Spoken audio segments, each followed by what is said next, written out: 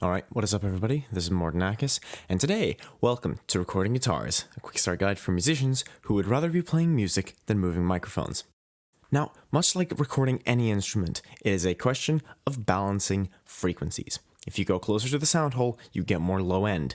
This is the phenomenon behind radio voice. It's called proximity effect.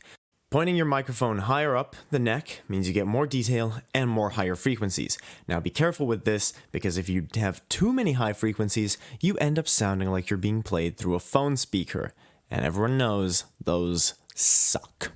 More microphones means you get more control over the sound source, because you can be more specific. You can have a microphone for the higher frequencies, you can have a microphone for the lower frequencies, and then you have control over that balance in the mix. But be careful, because more microphones means more phase problems, as any recording engineer who's done live drums will tell you. Now, I already covered most of this, so let's go over the picture and see what we're dealing with. If we have a microphone, number one, that is only really capturing the upper end of the neck, it's going to sound thin, it's going to sound harsh, and as a bonus, you will also get more string noise. If your technique is good, this is fine. If you don't have good technique and it sounds like a mouse is running up and down your fretboard, then you have a problem. Equally, microphone 3, which is pointing almost entirely at the sound hole, is going to sound like you've thrown a blanket over the signal. You don't want that. You don't want that at all. That's why microphone 2, which is placed capturing pretty much both of these, is going to be the best place to start. And in the diagram, you can see there's a gradient. You've got really yellow, you've got really blue, and then you got somewhere in the middle, you've got green. Green is where you want to be. Let's talk about multiple mics. Multiple mics offers more control without needing to re-record. If you realize I need more top end in this, you can just turn up the fader for the bright mic. It is a technique that is used on recording guitar cabinets as well, but it can also be applied to guitars that are acoustic. And it turns out that, like everything involving multiple microphones, the phase becomes important. When things are in phase, you get waves that add. When you get things that are out of phase, they'll destructively interfere in some way. Inevitably, this means that if mics are at different distances from the source, there will be cancellation.